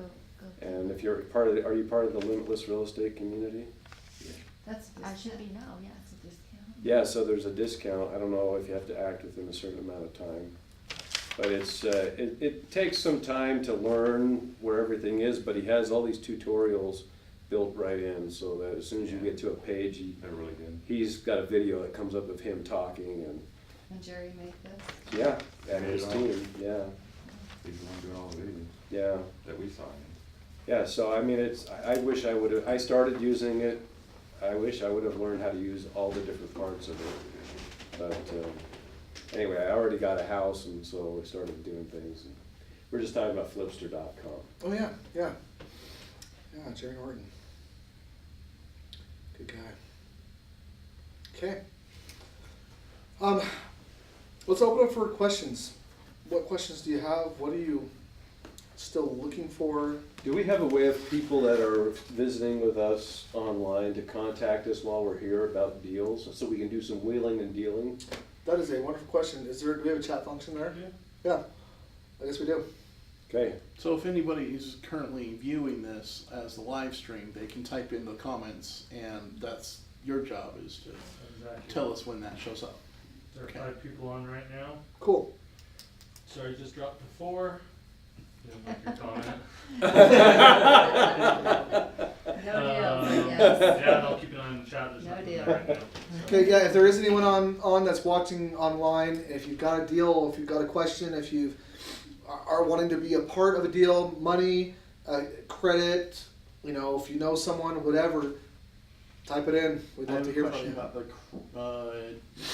okay, a friend of mine who was not able to make it tonight, he owns 5 houses, Okay, and he is self-employed, okay, and so he in his mindset doesn't think he can buy another house right now. okay.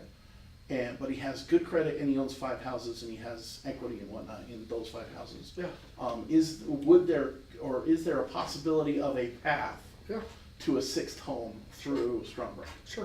Okay. There's always a possibility. It all depends on, so there's a lot of factors in that. Obviously, credit is one factor, cash is one factor. Debt to income ratios is a Thank factor. you. That was the one comment I was missing. Debt to income. Yeah, debt to income ratios is a factor, and it just depends. You know, if his homes are cash flowing, then he shouldn't have massive debt to income ratios. I mean, usually if they're cash flowing, it's reducing your debt to income ratio, right? So, yeah, we just have to take a look at it, Okay. see what his options are. I will get him to come in. Good. Is he online? I don't know. I Oh, don't think okay. I talked to him at Limitless last week and Okay. Got it.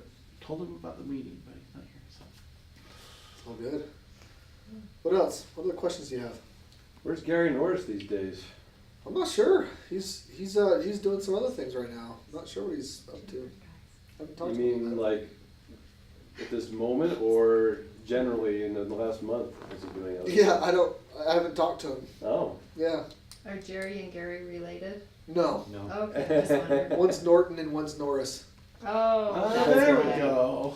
Yeah, Jerry Norton and Gary Which Norris. is why Stephen Michael Miller So goes by 3 confused. names. That's right. There's no confusing. Kind of a common name. There's lots of Steve Millers, but not as many Stephen Michael Millers. Yeah.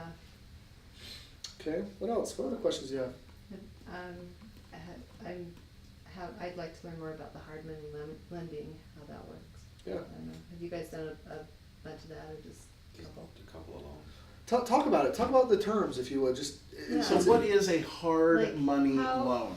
How do you make sure that you get paid back? I mean, you just have to trust the people. Well, the first thing Contracts, we've legal, done then is you could end up in court. the first thing we've done when we've done the loans is we've attached that loan to the house. Oh, so you have a lien against the house. Yeah, well, the first one was a primary loan. Oh, The second okay. one was, well, it's still a primary loan because it's the only loan on the house, but Yeah, it's, you attach it to the real property so that if, when the house sells, for any reason, you get your money. So you put a lien on the home. Yeah, there's a lien on the home. okay. And so In there's, first position. Yep. Lien in first position. you want. Everyone know what a lien in first position is? You know what that means? You paid first? Well. Yep. We get paid first. Yeah. How Yeah. do you make that happen? You can foreclose. Quit claim Okay. deeds. Yeah. Okay. Yeah. The terms on the first one was a, straight up 10% benefit for the fourth, For the first. is it 4 months? Yeah, it was for the 4 months he was gonna keep it as a straight 10% loan. Anything after that, there's a 1% Increase. increase every month after Yeah. that. How about points? That's what I've been learning, you can get more out of the deal, but I didn't know that at the time. But you got I got the loan there, and we started in November, and it's closing in June. So we've got like three 3 extra months. extra months of that 1% and added on to that money. Do you usually have to pay the full price of the house? Or you just? It depends on the You're deal just they're It doing. paying depends on the deal. Down payment for these people to? It just depends on the deal they're doing. Yeah. So typical hard money. Typical hard money is 12% and 2 points. That's Okay. very typical. Yeah. Right? So you're going to pay, again, the reason why they call it hard money, to answer your question, is because it's more expensive than your conforming conventional type. Because that's a 12% interest Correct. on 4 months, or Yep. 10% on 4 months, which Well, multiplies. it was a to- 10% Per month. of the principal flat. Okay. So I don't know if that's 10 points or if it was 10%. I got 10% Sure. just out, so 8,000 on that 80 grand, and then 1% more after that per month after that. Okay. And then on the second loan, to keep it simple, I don't know how I work this one, but anyway, Paper trail. it's we got a flat 20% rate on it for the annual rate on it, and Okay. he's paying interest only on a monthly basis. So it's like $583 a month. And it wasn't a very big loan, but anyway, so he wanted to make it simple, so we just put a 20% on it and he's paying it. So, and that's, Well, that's an interesting You can idea. get a better deal from a bank if you have the debt to income ratio well, and. the reasons for the hard money Yeah. loans is because they don't want to use their own money. Exactly. And the reason why he got that loan at 20% is because he already had, that house was 100% his. And he needed that extra money to do this other deal. Okay. So that he wanted the loan and he just put it on that house to go do this other deal. But he didn't want to get a mortgage loan on that house because it would make it so he couldn't get a loan on the new house. Gotcha. That's. So there's Yeah. connections between hard money loans where you want to get the money and you're willing to pay the extra price for it so that you can do the deals along the way. So did you just do it within Strongbrook or within the Limitless Real Estate Yeah, Community. within the Limitless Real Estate community, that's who I've done them with. Stephen, how many people are participating in the Done For You program right now in the company? Clientele. We currently have 2,200 homes under management. How roughly. many people are, That's a wonderful question. yeah. I don't know. The reason I ask is, I'm wondering, would it be possible for me to make my house offered to these people as an option, even though we're not here? Maybe somebody wants to have one in Utah. Yeah. I mean, we went through all the work of getting it and fixing it up really great, and if we could keep that within the company and allow someone to buy that, to rent it out, it's a fantastic rental property. Sure. Yeah. Has anyone ever done that before? No? Can I be the first? Maybe. I'm actually emailing Steve Earl right now. Do you have a business card? Yeah, I do. He's actually been out to the property Yeah. twice already. I don't know if he told you that. No. Yeah, in fact, he's waiting for pictures from me because I asked him if he wanted to have dinner. I didn't know he was gonna be tied up tonight. Is And there a way we could look at his pictures? He has Can you upload property them? I pictures. took some pictures on my phone. My house is still under construction, so it doesn't look all like a brochure or glitzy or anything like So- that, but. Just an idea. Okay, you'd put it into the real estate community, but not the Done For You? They're completely separate. Yeah.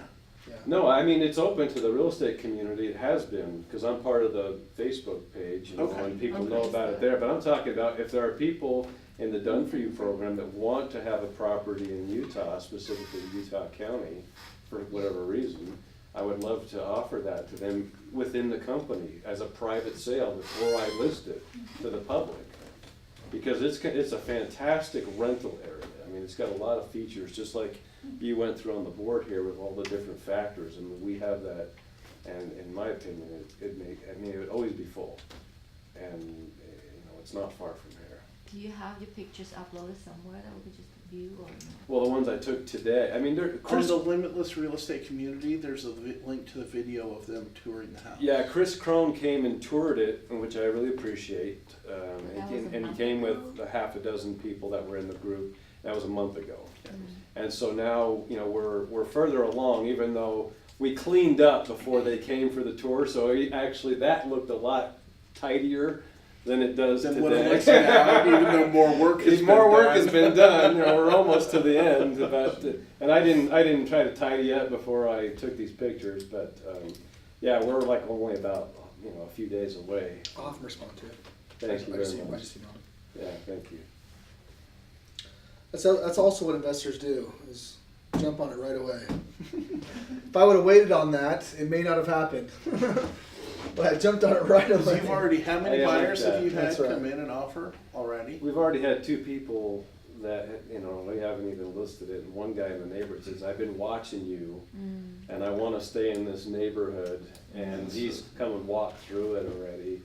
And, he's already talking about, oh, I gotta put a desk here, and I can, you know, Wow. Claiming okay, I like ownership. that, that's a good sign. That's I really like good that. That's- What is he that is a currently good sign. living in? He actually sold a house, and now he's living in the basement of some other property somewhere, and so, you know, they wanna get out of where they're at, but they like the neighborhood. Invite him to come to this meeting next month.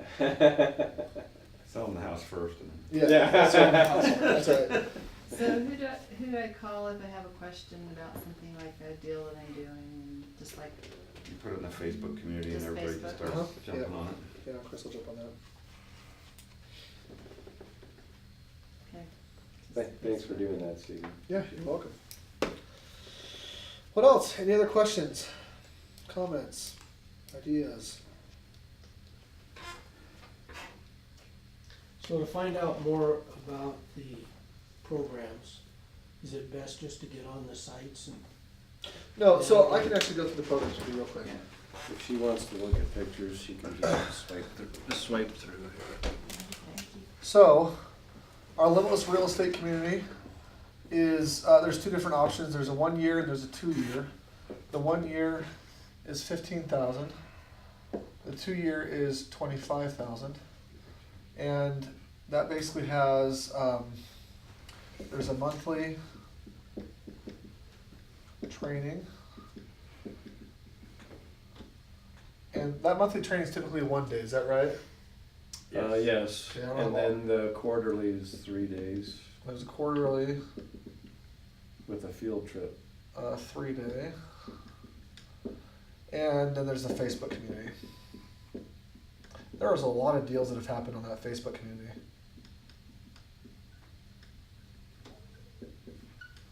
And that community, national, I mean. Yeah, there are there's a people lot of from all over people the about place. it. Yep. They're all over the place. So that's the Limitless Real Estate community, and then our, Oh, and then there's the weekly conference call. Oh, thank you. On Tuesday at noon. thank you. Conference call. Tuesday at noon. Are those weekly conference called recorded that you can access them later? Yeah, they are. Gary's always recorded them, as far as I know. Okay. And then we've got our, our done for you system. The best way, these are again 1 year 15,000, 2 year 25,000. The done for you system, there's actually no upfront cost. And what you'll want to do or what you need, the requirements is that you have at least a 680 credit score. You need to have a minimum $35,000 to work with. And a job, income basically, to qualify. So you have income. Job or income. Yeah. Yes. And that's basically what you need. What you will want to do is sit down with a project manager, and if you want to go to doneforyourealestateusa.com. That's a mouthful. Yeah. But it is what it is. So here, I'll pull it up for you real quick so you can take a look. Okay, what was the mouthful again? doneforyourealestateusa.com. So is that the new company name? Uh-huh. Yep. It takes the place of Oh, Strongbrook? yeah, the Strongbrook sign is no longer on the building. Correct. There was this young lady that was sitting out in the parking lot and very happy to see me, and she's like, "Lance, I'm lost." And I'm like, There you go. "What are you looking for?" Yeah. She's like, "Strongbrook," and I'm like, "You're not lost." Yeah. Yeah. So Done for You Real Estate USA. So this is the site. If you go onto the site and you just click on Learn More, which is right at the top right hand corner, and then you scroll down here. There's a Start Your Game Plan. So you click on that, just fill that out. Then you can actually schedule a time to meet with one of our project managers. They'll just go through all your so options much. for you. You're welcome. Yeah, We'll really, evaluate your situation and then really help you. simple. Yep. We Pick had your a options. really fun experience. We went to this group committee and a bunch of investors are there and we're all just talking. It's not part of Limitless or anything. We were just working and we got in a conversation with a landlord who owns some property in Provo. We started to say how, well, we wouldn't buy property without a property manager. He's, I wouldn't do one with a property manager. And he proceeded to tell us of how hard he works Yeah. for his $100 a month. Right. That's And different from that. we mentioned something about, because we bought some property through the Done For You program, and, this is how, we do pay our property manager, and after all of our expenses, we're still coming out with X amount of dollars. And he was, what? Now, what did you say? Yeah. After he picked himself back up off the floor. He says, and you pay for a property manager, they're not calling you. I'm like, no, our property's actually in Memphis, we've never seen it. Yeah. He said, you own property, you've never seen it? But he was really shocked, and so it was kind of a fun experience Yeah. to sit and try to tell them, some of the benefits of using this Done For You program. It's such a foreign idea to most people. I mean, think about it. Usually, we feel like in order for us to have a successful investment, we have to be there to touch it, to check up on it, to control it. And that's really, I think, where the biggest hang up for most people is if I can't control it, then it's not going to work. And that's their experience because that's what they have gone through. But if they're introduced to a system, if they could know about us, no one wants, like I said, no one wants to be the landlord, Right. especially not for $50 or $100 a month kind of thing. It's just not work. Well, he was All just- the work that he was doing. ecstatic I'm when sure. we heard about our That's program. right. He promptly came on down to meet with you guys, but. Yeah, that's awesome. So yeah, so really easy. Just go onto the website, dunfreerealestate.usa.com, and set up a time, and they'll call you and meet with you. Are you married? Okay, because only reason why I asked is they will typically ask to meet with both if you are. So yeah, let us sit down and meet with you and tell you about all your options, and either it's going to work for you, it won't. If it does, you'll probably move forward. If it doesn't, you won't. You know. Greatest sales presentation in the world shot down by a legal partner that wasn't in the room at the time. What was that? Greatest sales presentation in the world shot down by a legal partner that wasn't in the room at the time, i.e. the wife or the husband. Right, right. It's like, if they're not both there, you just gonna have to do it over again anyway. It just doesn't work. Yeah. That's true. Cool. Any other questions? Any responses from the online community? Nothing. So, Come on, guys, step up. So if you had $100,000, what would you do right now? If I had $100,000 Yeah. right now, I would put it into Memphis or Charlotte. Either way. And I would probably buy 2 to 3 homes, just depending. Oh, yeah, and the partnering stuff Chris is doing, what is that? Oh, the partnership with the $80,000 buy-in. It's actually it's been raised. It's Is it raised? a $100,000 buy-in now. Yeah. I actually don't have information on the deals, but from what he's told me, the one that he's working on, one of the big ones that he's working on right now, is going to be somewhere around a 35% return on your money, and How quickly? I don't know. Great question. But again, that's really for the more accredited type of investor. You have to have a minimum of $100,000, and yeah. The way that works is you put the money in, Chris does the work, and split the profits half. When you sell. Correct. Yeah, Have there been meetings about this? He's explained it at a couple different meetings, Oh, but you could ask him about it if you're interested. when Chris is here. If you're interested in any of that, you're Let's welcome send him to aboard. email Chris, Yeah, and Chris, he's. which is chris@limitlessmentor.com. Well, I talked to him about doing that, but Chris.Crone? I just don't have any details. Yeah, so if you want to email him, I chris.crone, mean, how it all works. yeah, just email him, chris.crone@limitlessmentor.com. Those are, yeah. so now that we're in the stage that our IRA is taking care of itself, we're trying to create some business outside of the IRA. Yeah. But we want to know and understand finding the properties. How do you find the properties? Yeah, how do you find properties? So, there's a lot of different ways that you can find properties, obviously. I mean, for sale by It owners. is Chris, it's just Chris with a K It is. at limitlessmentor.com. Thank you. Yeah. Chris@limitlessmentor.com, you can email him. One of the things that we've always been big at here is never to have one point of failure. And especially when trying to find and locate properties. So, we get our properties in a number of different ways. We search the MLS, and if you've got a realtor that you're working with, or you are a realtor, you could do that kind of thing. Just search and scan the MLS for deals.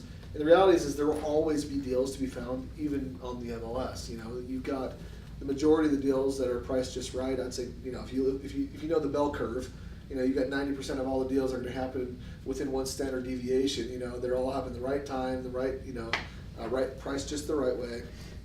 You got 5% that are going to be priced too high, and they'll stay on the market until either the market matches, moves to match, or they will have to decrease the cost. Then you've got 5% of the homes that will always be priced too low for a number of different reasons. You've got people that are, getting a divorce or having a massive life-changing whatever, or death in the family, or whatever it is, and so they're discounting their home to sell it quickly, because. Or the west wall is missing. That's it. Or the west wall. Or the west wall is missing. Yeah. Absolutely. Minor details. Something small. So you've always got those, and those are always you can always find those. You just gotta look. And the reason why we are so good at what we do is because we have teams that are doing this constantly for us now, you know. And before we had those teams, we were creating the teams, and we were having, you know, anyway. So that's one way to find the homes is just through the MLS and understanding the criteria that you're looking for, and knowing the areas well enough to understand, you know, what is a good deal, you know, price per square foot. You know, here in Orem right now, the price per square foot is inching up towards $125 a square foot kind of thing, you know. And so if you find a deal that is $80 a square foot or something like that, it's a good deal, you know, or even $90 a square foot, that's a good deal. So just understanding what a good deal is in the specific area that you're looking for, and then knowing what to look for. Auctions, you know, you can always find good deals at auctions. The problem there is knowing all the information behind it to be able to ensure that it really is a good deal, you know, is the hard part. And again, we've been lucky to form really relationships with people in those areas that we're in right now who are part of the Good Boys Club, you know, kind of thing at the auction steps, who, you know, and if you've ever been to an auction, it's cutthroat, and if you don't know what you're doing, you'll get easily bid up or outbid or whatever. You'll never be able to get anything. But again, that's where we've had some really good fortune in that arena. But for sale by owners are always great to go on. You know, as you're driving, just keep your eyes open and keep a notepad with you. And so as you're driving by, if you see a home that looks interesting that says for sale by owner, just jot down the number and give them a call right then. Say, hey, what are you selling your home for? Tell me the details. Stop first. Yeah, or have your spouse do it. Either way, whatever. Show us. Or do what I do. Just pull out your phone and take a picture of it. And, you know, you can do that. And, you know, I was gonna say do what I do. I was gonna say just text it while you're. No, I'm just kidding. Don't text while you're driving. But you know, and then call on those. And again, if you know the basic parameters of the area, then you can figure a lot of things out. And you can, you know, they may say for sale by owner, but they may be open to leasing it to you so that you can do a, you know, sandwich lease, what we talked about today a little bit. That's a great way to get into real estate without using any of your own or very little of your own money and none of your own credit, and be able to create a spread. And, you know, the whole purpose of the sandwich lease is to earn that spread on the monthly payment as well as on the down payment, as well as, you know, there's different things that you can do there. So for sale by owners is a great way to find homes. Yeah, those are some options. Any other way? Oh, Auction. KSL. Yeah, we said auction, Oh. but KSL or Craigslist Or is Zillow. or Zillow. Those are great places to look. You know, oftentimes the Craigslists and the KSLs. Again, you're finding individuals who, for whatever reason, don't want to go through an MLS, and typically it's because either they want more money or they don't feel like they have the money to pay the realtor, or they're not sure yet what it is that they're exactly doing, and so there's some room for negotiation there possibly. I mean, so there's a lot of different ways and places that you can go to start finding those deals. Okay. Yeah. Good question. Anything else? Have you read Chris's book, Straight Path? Okay, I in that, probably need to read it again. in that he tells a story about asking the realtor and giving the parameters. Okay, this is what I'm looking for, and the realtor looked at him like, "What are you talking about?" And so he just went to realtor to realtor to realtor until he found a guy, and then that guy found him this great deal, but then couldn't duplicate it. Yeah. And so the Done For You, they've trained their realtors to duplicate it Yeah. because they like boring. That's right. They like the boring. It works. It does. Yeah, exactly. All right, everybody. Thanks for coming tonight. Appreciate you being here. Have a wonderful rest of your week. You're welcome. So, you know, I was thinking a lot more in terms of, you probably have a contacts. So, do we get email, notification for the next meeting, or is it just posted on Facebook? I believe it's typically posted on the Facebook. And we still need to register to come? I No, don't know. No. I don't know. no, I Just show up. I haven't. They would registrations give for me a it. stern talking to every week if this was a registered come. Well, if you know somebody that is, then I'm absolutely a well. procrastinator. So I'd rather do. Thanks for being here. All right, guys. Thank you. Thank you. Thanks. Just 'cause I don't know how